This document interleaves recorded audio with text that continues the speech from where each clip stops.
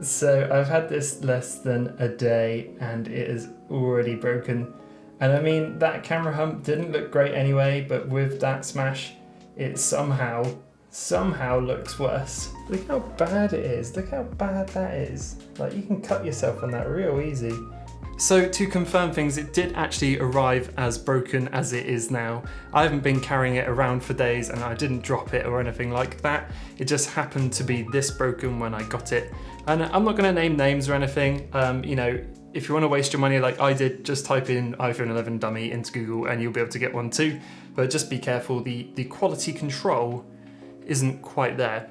But that's fine. This obviously isn't a working model either. This is just a dummy unit that case manufacturers use to build cases for the new iPhones. So when they do come out, they can get their cases to market as soon as possible. But this is the best current example of what the iPhone 11 is going to look like.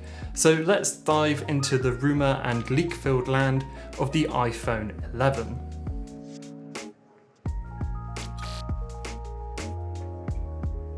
Before we get started, everything I'm about to say and tell you is just based off leaks and rumours and just looking at this dummy unit, not to mention my own thoughts will be thrown in there as well. It's very likely the iPhone 11 might look a bit different from this and have different features to what I'm about to say, so keep that in mind while I go over this. Anyway, let's talk about that camera bulge first, and I would be lying if I said I think it looks good. Everyone I've shown has had different opinions on it and most of them are negative, and it does have a bit of an alien look to it. I'm not mad keen, but it is what it is. The good news is though that Apple is joining the triple camera system, and by the looks of it we're getting our standard shooter, a telephoto and that ultra wide angle. In my opinion, the ultra wide angle is one of the best new features for phones recently, and I'm just really happy that Apple is joining the crew on that one. There is also some rumour that the triple camera array will help in some form of depth sensing for AR stuff, but none of that's really been confirmed. Apple often live by the mantra of not being first but being best, so I really hope this camera comes up to the standards we've been seeing from the Pixels and Huawei's out there, especially in the low light performance. In recent years, we've really seen Android phones overtake the iPhone on that front, and this would be the perfect opportunity for Apple to bring that back. And if we're completely blue sky thinking here, I would love to see portrait mode in video. There was some stuff of that floating around recently, but nothing's come out of it yet, but that really could be a killer feature. Around the front of the devices, it looks like the screens are staying pretty much the same with the same notch layout.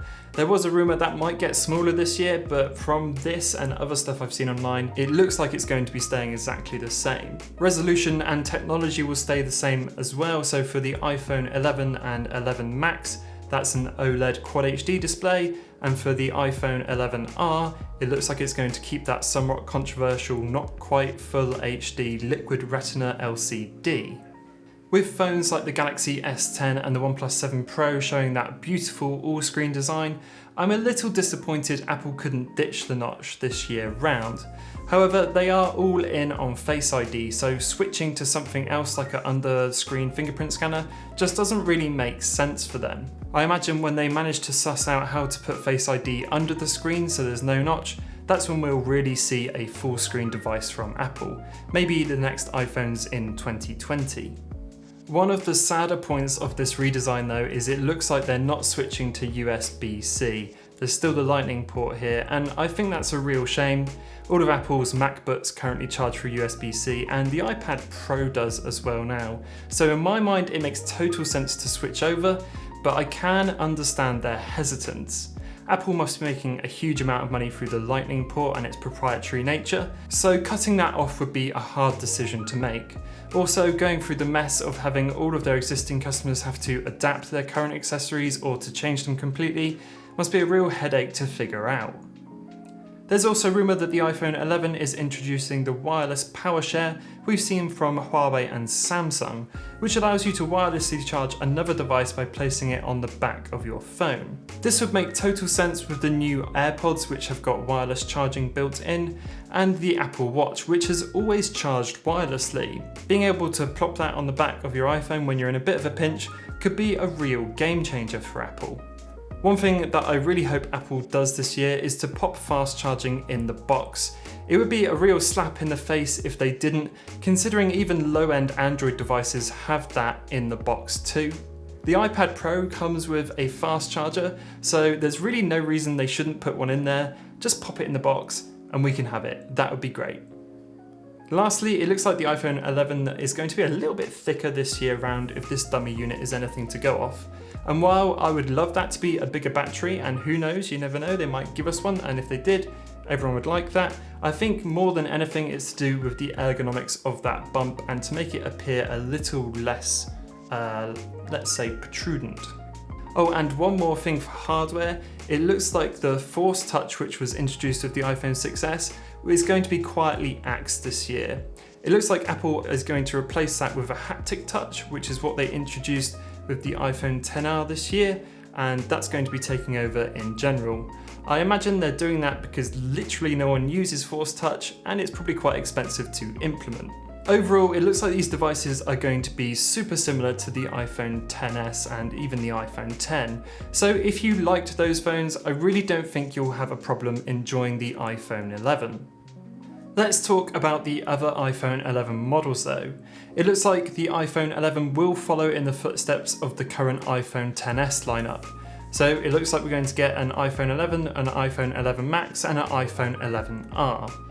For all intents and purposes, the 11 and 11 Max look like exactly the same device, apart from a difference in screen size obviously, but it's the iPhone 11R which gets the most changes this time round. Leaks have it that it's got a dual camera array rather than just a single one, which should be a telephoto lens, which will obviously help with zooming in to get clearer photos, but it will also help with the depth sensing to get better effects in portrait mode, because at the moment it mainly just uses software. There would of course be the expected leap in processor power. Apple are most likely moving from the A12 Bionic chip to the A13 presumably, and other than the classics of better power and improved battery life, the main focus of that processor will be on the camera, and it will help it produce better looking images. Hopefully that will translate into better low light performance, as iPhones have fallen quite far behind the Android competition as of late. It's worth keeping in mind that this dummy unit isn't a final look, and everything you see online at the moment won't be completely final as such. The design will most likely shift somewhat before release, and there's already an updated dummy with a camera bump that matches the same colour as the back of the iPhone, and it kind of is slimmed down a little bit as well, and it kind of suits it a lot better. In my opinion, that model looks a lot smarter and is probably a lot more in line with what we'll actually get. So overall, I think there's this stigma around Apple that if they don't come out with a brand new iPhone that's totally revolutionary, that they've kind of lost it. But I really don't think that's the case here. This is just an iteration on a design that's worked well for Apple. Do I think it's a shame that Apple hasn't changed up the design significantly this year? Sure. It's a real shame when other devices like the OnePlus 7 Pro and the Galaxy S10 and the Huawei's out there are really pushing the limits in phone design.